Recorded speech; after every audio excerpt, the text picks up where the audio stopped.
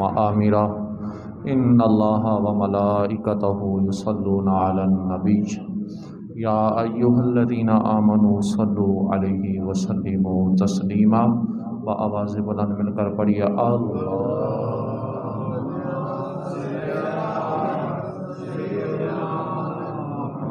محمد وعلی آل سیدنا محمد واصحابہ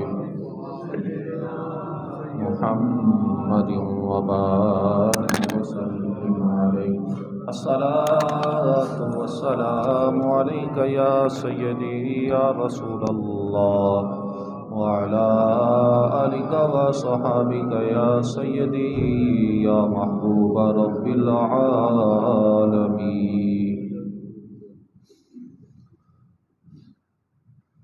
اللہ تبارک و تعالیٰ کی حمد و ثنا کے بعد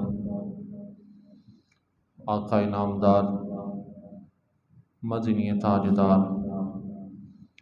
تاجدار انبیاء، فخر انبیاء، فخر کائنات، فخر الرسول، نبی کل، ہادی السبل، دانائے حضور، عرب محبوب، امت کے پیارے احمد مجتبیٰ جناب حضرت محمد مصطفیٰ صلی اللہ علیہ وآلہ وسلم کی بارگاہ میں ہدیہ درود شریف کا نذرانہ پیش کرنے کے بعد نہایت ہی ادب کے لائق سامعین و ذی وقار نمازی حضرات، السلام علیکم ورحمۃ اللہ وبرکاتہ۔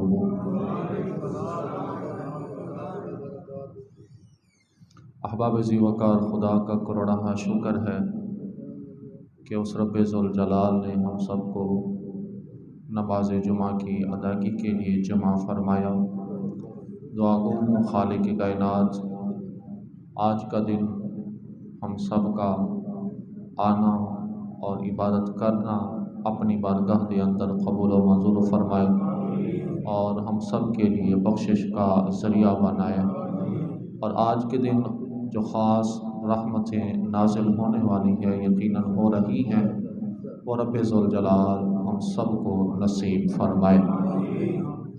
بلا تاخیر میں اپنے عنوان کی جانب آتا ہوں۔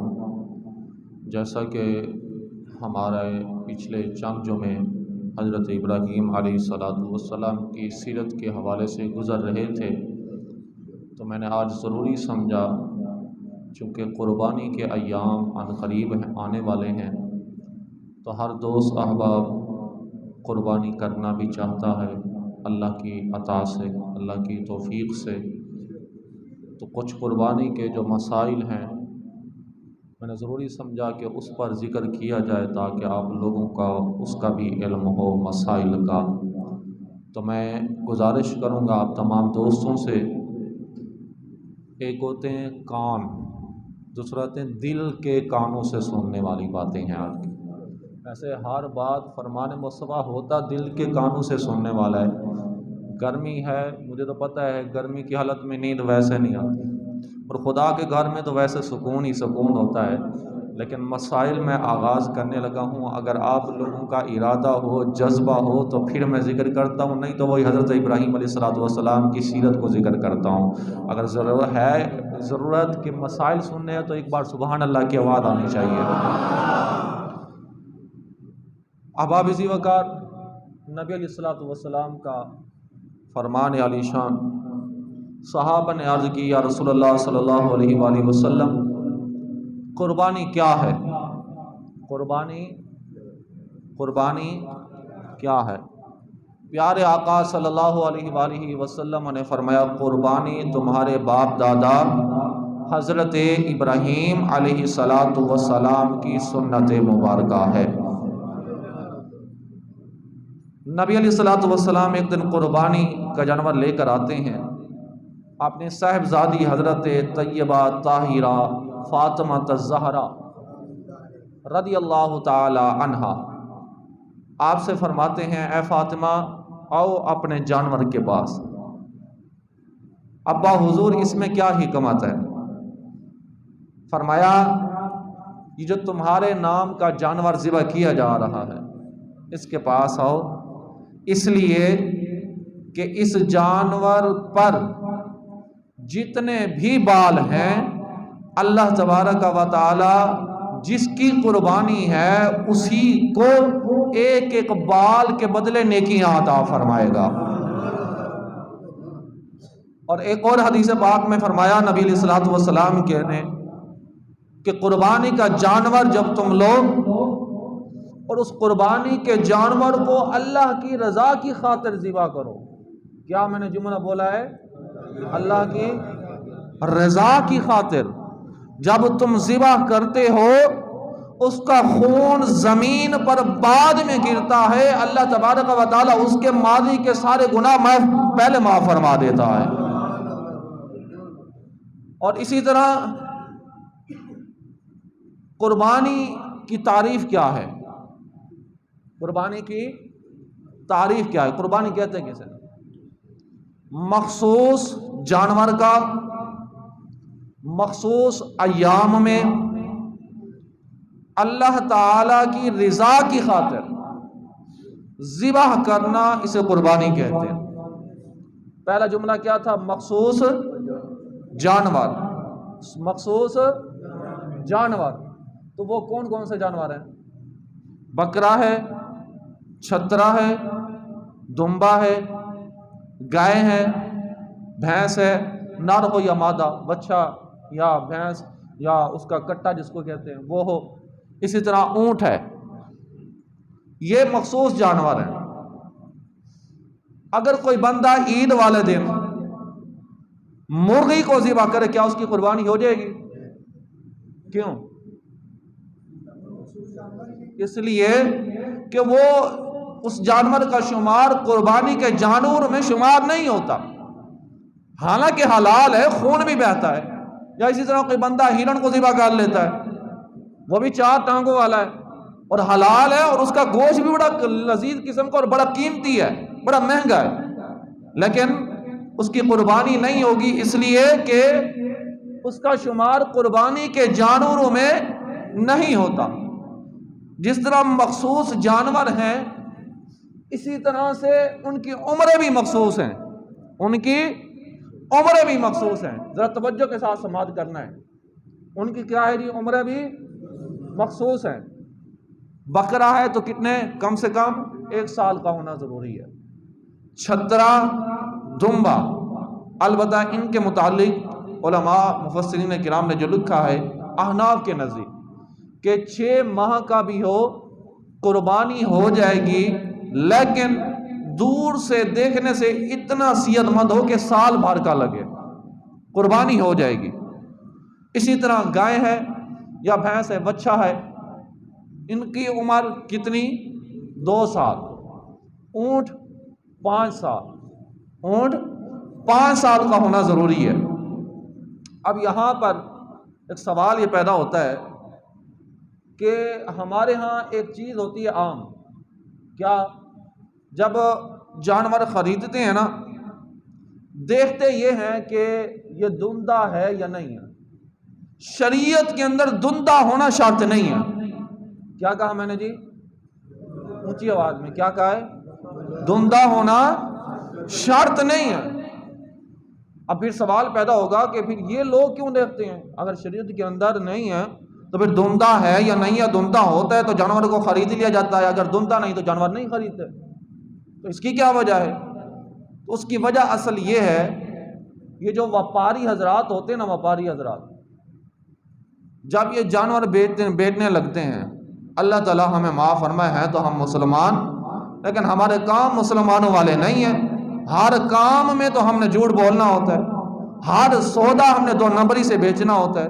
اب وہ کیا کرتے ہیں؟ اپنا سودا بیچنے کے لیے جھوٹ کا سہارا لیتے ہیں۔ اب وہ دندہ ہونا اس لیے دیکھا جاتا ہے، بکرا ہے تو وہ سال کے بعد دانت گرائے گا، سال سے پہلے نہیں گرائے گا۔ اسی طرح بچہ ہے یا گائے ہے، بھینس ہے، تو وہ 2 سال کے بعد دانت گرائیں گے، 2 سال سے پہلے نہیں دانت گرائیں گے۔ تو اس لیے دندہ دیکھا جاتا ہے کہ وہ چونکہ جھوٹ کا سہارا لیتے ہیں، دندہ ہوگا تو وہ 2 سال کی عمر کو پہنچ چکا ہوگا۔ اگر کسی دوست نے اپنے گھر کے اندر بکرا یا چھترا یا دمبا یا گائے بچہ کچھ بھی پالا ہے اور وہ اس عمر تک پہنچ چکے ہیں، یعنی بکرا ہے تو سال کی عمر کو پہنچ چکا ہے، اگر اس نے دانت گرائے ہیں یا نہیں گرائے اس کی آپ قربانی کر سکتے ہیں، وہ قربانی کے قابل ہو گیا ہے، آپ اس کی قربانی کر سکتے ہیں۔ اسی طرح بچہ ہے، اب 2 سال کا ہو گیا، اس نے دانت گرائے ہیں یا نہیں گرائے، آپ اس کی قربانی کر سکتے ہیں۔ دھندہ ہونا شرط نہیں ہے، وہ اس لیے کہ چونکہ وپاری حضرات اکثر طور پر جھوٹ کا سہارا لیتے ہیں۔ پچھلے دن نا ایک دوست آیا ہوا تھا بکرا لے کر، دوست کیا کہ مسلمان بھائی دوست ہی ہوتے ہیں، اللہ تعالیٰ انہیں ہدایت دے، ہم تو دعا ہی کر سکتے ہیں۔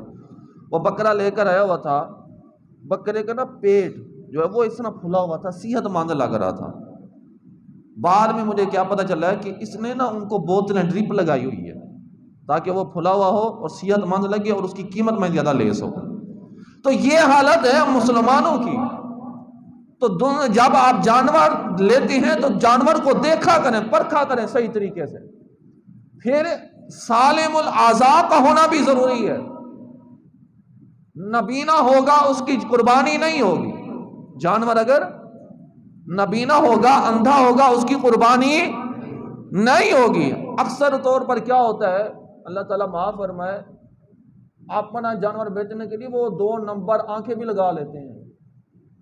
ہاں جی، ڈاکٹر تو ہیں نا سارے پاکستان، ہاں جی ڈاکٹر تو ہیں نا، ہر کام کے ڈاکٹر ماہر ہیں۔ اسی طرح سے کہ وہ جانور کو کلر کر کے بھی آتے ہیں، بعد میں اوپر کچھ اور ہوتے ہیں، اندر کچھ اور نکل آتا ہے، تو یہ جھوٹ بولتے ہیں۔ اگر کسی جانور کے کان، ایک تو آنکھ نہ ہو تو قربانی نہیں ہوگی، دوسرا اگر کسی جانور کا کان پیدائشی نہ ہو تو اس کی بھی قربانی نہیں ہوگی۔ اگر جانور کے کان ہیں 1/3 یا اس سے زیادہ کٹے ہوئے ہیں، اس جانور کی بھی قربانی نہیں ہوگی۔ سینگ وغیرہ جو ہیں ان کے متعلق مفسرین کرام نے یہ لکھا ہے کہ کٹے ہوئے ہوں قربانی ہو جائے گی، اگر اپنی جڑ سے اکھڑے ہوئے پھر قربانی نہیں ہوگی۔ اپنی جڑ سے، چونکہ یہ ایک اضافی چیز ہے، وہ جسم کا حصہ، یہ اضافی چیز ہے، کٹے ہوئے ہوں قربانی ہو جائے گی، اگر پیدائشی نہ بھی ہوں پھر بھی قربانی ہو جائے گی۔ سینگ اگر پیدائشی نہ بھی ہو قربانی ہو جائے گی، اگر کان پیدائشی نہیں ہے تو قربانی نہیں ہوگی اس جانور کی۔ یہ چیزیں دیکھنی ہیں آپ لوگوں نے۔ سالم الاعضاء، اتنا صحت مند جانور ہو کہ وہ چل کر اپنی قربان گاہ تک تو آ سکے، مرا ہوا نہ ہو کہ جناب اس کو اٹھا کر قربان گاہ تک آپ لے آئیں۔ ایسا جانور نہ ہو کہ جس کو اٹھا کر لے کر آئیں، تو ایسے جانور کی بھی قربانی نہیں ہوتی۔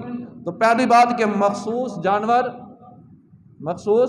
جانور ان کی عمریں بھی مخصوص اور سالم الاعضاء۔ سمجھ آ رہی ہے نا جی؟ آ رہی ہے سمجھ؟ بیدار ہے نا؟ اگلی بات کہ مخصوص ایام بھی، مخصوص ایام ہیں۔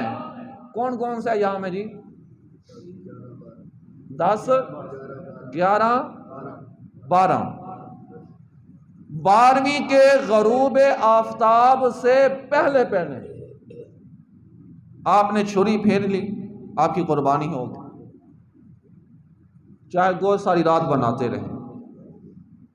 اگر کوئی بندہ 13 ذوالحج کو قربانی کرے تو اس کی ہو جائے گی، اس لیے کہ وہ مخصوص ان قربانی کے ایام میں اس کا شمار نہیں ہوتا۔ اب یہاں پر ایک اور چیز عرض کر دوں، بڑی اہم ہے، قابل غور ہے۔ بعض دوست احباب ہمارے بیرون ممالک رہتے ہیں اور وہ ان کی خواہش یہ ہے کہ ہماری قربانی پاکستان میں کی جائے، اور ان میں اور ہم میں 1 دن کا فرق ہوتا ہے۔ مثال کے طور پر یہاں پر 9 ذوالحج ہے تو وہاں پر 10 ذوالحج ہوتی ہے، اور یہاں پر 12 ہے تو وہاں پر 13 ہوتی ہے، وہاں پر 13 ہوتی ہے، یعنی 1 دن پہلے ان کی عید شروع ہوتی ہے اور 1 دن پہلے ان کی عید ہم سے ختم ہو جاتی ہے، ایسا ہی ہے نا؟ تو اگر وہ کہتے ہیں جی ہماری قربانی پاکستان میں کر دو، تو وہاں پر بھی قربانی کا دن ہو، یہاں پر بھی قربانی کا دن ہو، تب قربانی ان کے نام کی ہوگی۔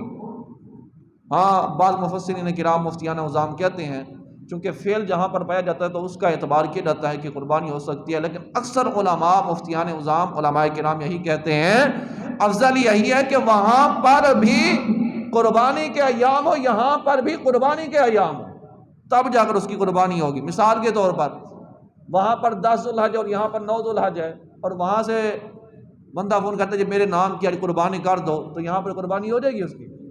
اس لیے کہ یہاں پر تو عید کا دن ابھی آیا ہی نہیں ہے، تو اس لیے اس کے نام کی قربانی یہاں پر نہیں ہوگی، وہاں پر اس کے نام کی ہو جائے گی۔ لیکن وہ وہاں یہاں پر کرنا چاہتا ہے تو وہاں پر بھی عید کے دن ہو، یہاں پر بھی عید کا دن ہو، یعنی یہاں پر 10 ہے تو وہاں پر 11 قربانی کر سکتے ہیں، وہاں پر 12 تو یہاں پر 11 اس کے نام کی قربانی ہو سکتی ہے۔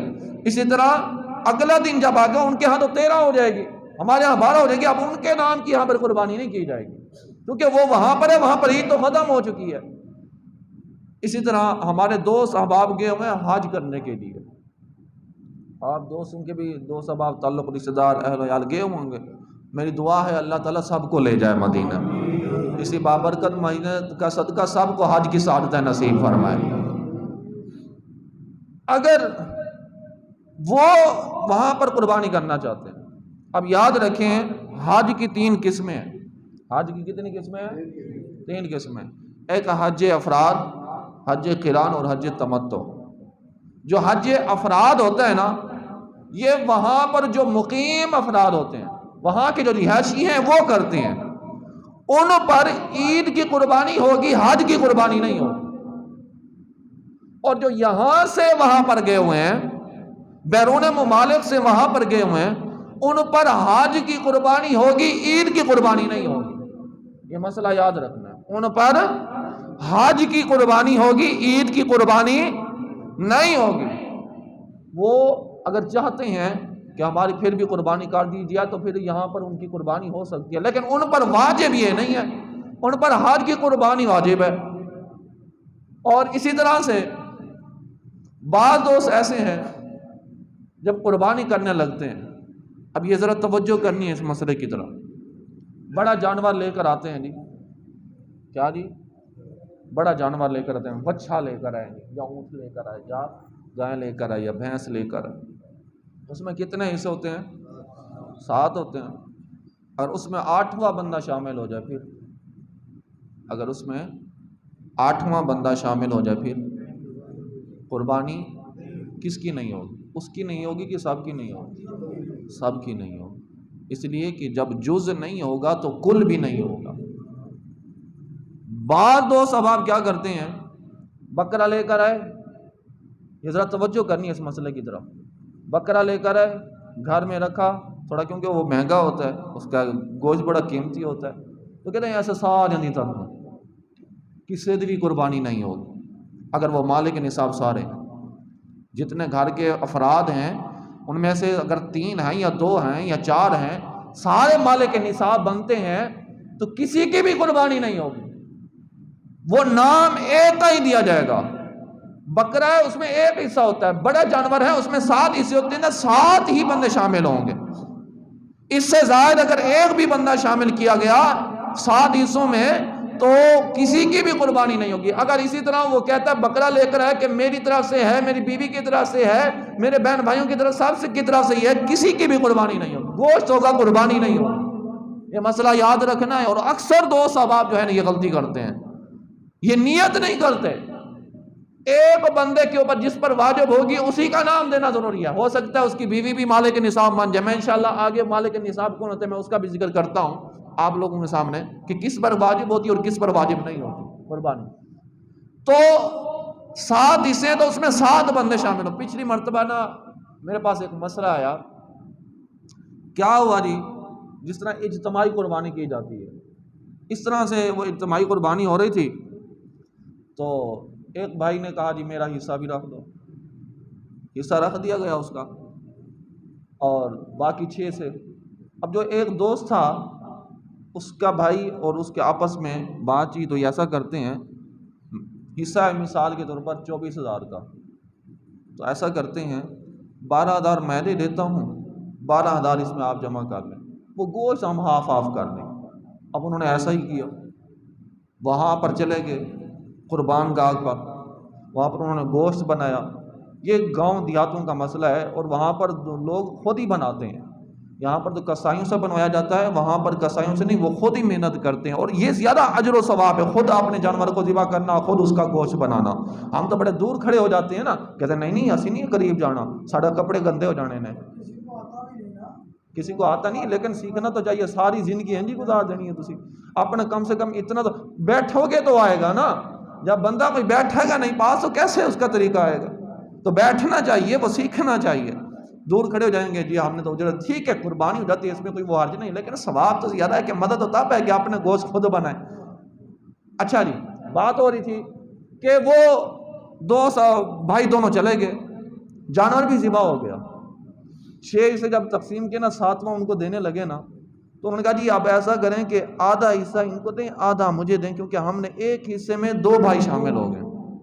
اب اس بنیاد پر کسی کی بھی قربانی نہیں، جب جز نہیں ہوگا تو کل بھی نہیں ہوگا۔ اسی طرح سے اگر اجتماعی قربانی ہو رہی ہے اور اس میں کسی کا مال حرام کا ہے اور وہ بندہ شامل ہو گیا، اس کی بھی قربانی نہیں ہوگی، باقی بھی ان کی نہیں ہوگی، یہ مسئلہ یاد رکھنا ہے۔ اور اسی طرح سے اگر کوئی ایسا بندہ جو بد عقیدہ ہے، جس کا عقیدہ بھی درست نہیں ہے، وہ اس جانور میں شامل ہو جاتا ہے، اس کی بھی قربانی نہیں ہوگی، ان کے ساتھ باقیوں کی بھی قربانی نہیں ہوگی، چونکہ یہ اللہ کی رضا کی خاطر قربانی کی جا رہی ہوتی ہے۔ تو اس میں احتیاط کا ہونا بہت ضروری ہے۔ اور بعض دوست احباب یہ بھی سوال کرتے ہیں، وہ کہتے ہیں قربانی کے جانور میں عقیقہ یہ کر سکتے ہیں نہیں کر سکتے؟ میں نے کئی مرتبہ یہ جواب دیا ہوا ہے کہ کر سکتے ہیں۔ عقیقے کا حصہ اس کا بھی وہی حکم ہے جو قربانی کے جانور کا حکم ہے، یہ بھی اللہ تعالیٰ کی رضا کی خاطر، وہ بھی اللہ تعالیٰ کی رضا کی خاطر، وہ بھی غرباء میں تقسیم کیا جاتا ہے، یہ بھی آپ غرباء میں تقسیم کرتے ہیں۔ یقیناً گھر میں وہ بھی کھا سکتے ہیں، یہ بھی کھا سکتے ہیں، اس میں کوئی حرج نہیں ہے، لیکن عقیقہ جو ہے وہ غرباء کے لیے کیا جاتا ہے کہ وہ غرباء تک گوشت پہنچ جائے۔ تو قربانی کے جانور میں عقیقہ آپ کر سکتے ہیں۔ مثال کے طور پر 4 بڑے جانور میں 7 حصے ہیں، تو 4 ہو گئے قربانی کے، باقی پیچھے کتنے بچے؟ 3۔ اگر لڑکا لڑکی ہے، لڑکے کے چونکہ 2 ہوتے ہیں اور لڑکی کا 1 حصہ ہوتا ہے لڑکی کے نام کا، تو آپ وہ کر سکتے ہیں، اس میں کوئی حرج نہیں ہے، یہ مسئلہ بھی یاد رکھنا ہے۔ اب تیسری بات میں نے کی تھی، مخصوص جانور، مخصوص ان کی عمریں اور مخصوص ایام اور اللہ تعالیٰ کی رضا۔ اب اس جملے پر بھی غور کرنی ہے، اللہ تعالیٰ کی رضا۔ اگر اللہ تعالیٰ کی رضا شامل نہیں ہے تو قربانی نہیں ہوگی۔ مثال کے طور پر ایک بندہ ہے، کہتے ہیں جی قربانی لے، ہاں جی بس لیتے آیا، اور لینی نہیں سی، بچہ نے ضد کی تو بچہ نے کہنے ہوتے لے کے آیا، پھر بچے راضی ہوں گے، رب راضی نہیں ہوگا۔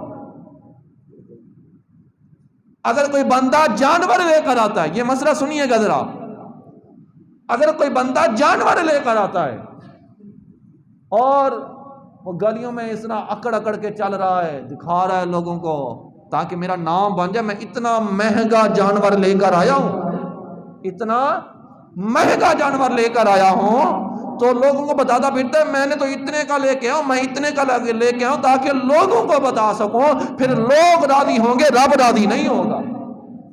اللہ تعالیٰ کی رضا کی خاطر قربانی کرنا لازمی ہے۔ یہ کیا ہے جناب، آپ جانور لے کر آئے اور جانور کو جناب لوگوں کو بتاتے پھرتے ہو اتنا ہے، بس جی ٹھیک ہے جتنا اللہ نے توفیق دی آپ لے آئے، بس یہ دعا کرو رب قبول فرما لے، یہ دعا ہونی چاہیے۔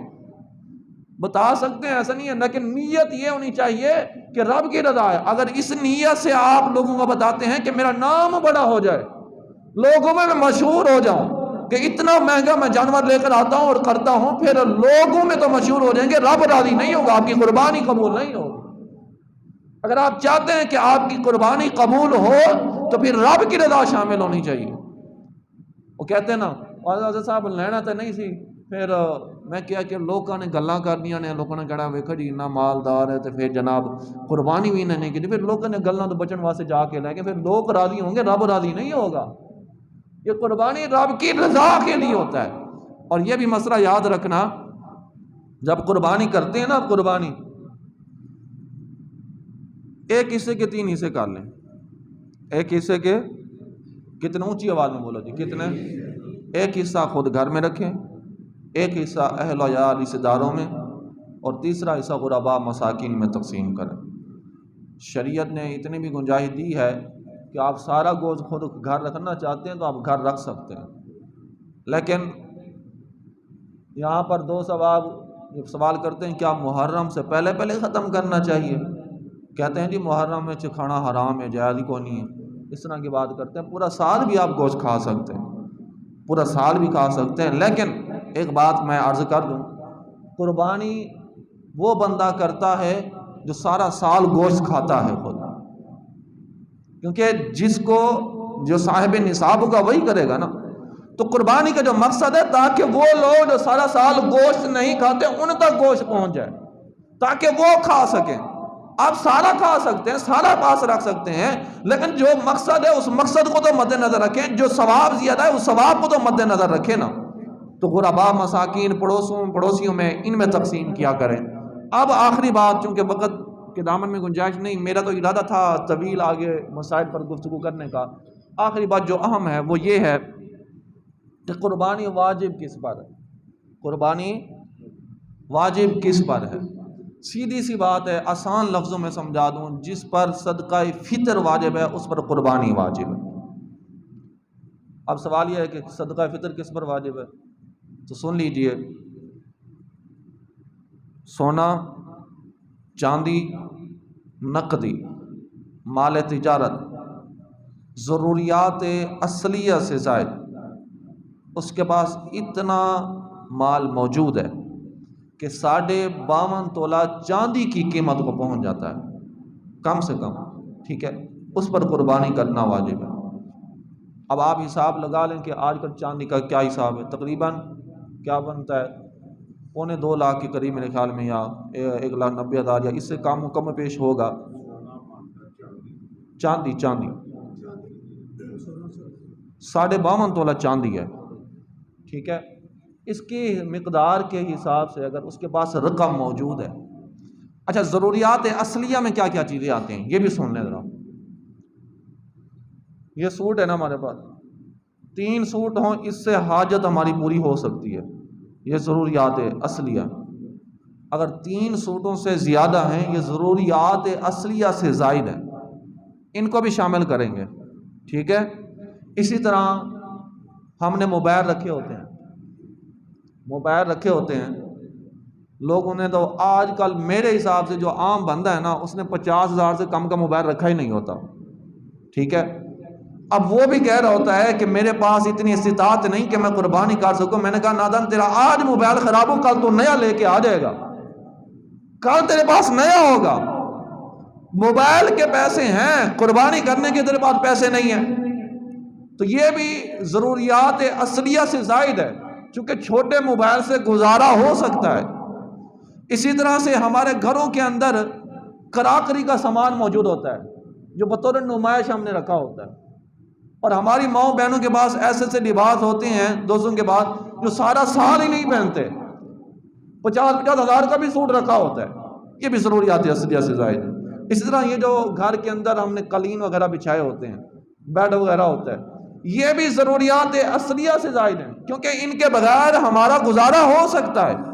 اب ان تمام کو جمع کریں گے، جو آپ کے پاس مال ہے، جو آپ کے پاس نقدی رقم ہے، سونا ہے، چاندی ہے، جتنا بھی ہے، ان سب کو جمع کریں گے۔ اگر ان کی قیمت 52.5 تولہ چاندی کے حساب کو پہنچ جاتی ہے تو اس پر قربانی کرنا واجب ہے، ٹھیک ہے۔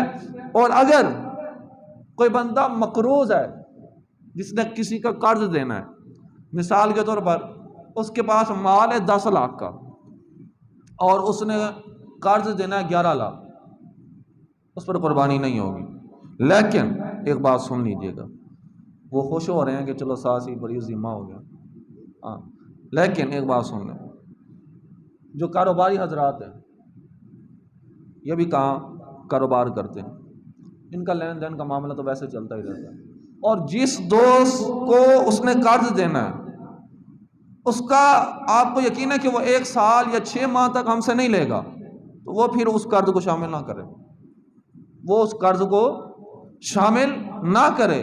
ہاں البتہ کہ اسے یہ ہو کہ کسی وقت بھی وہ مجھ سے مطالبہ کر سکتا ہے، کسی وقت بھی مجھ سے لے سکتا ہے، کسی وقت بھی مجھے دینا پڑے گا.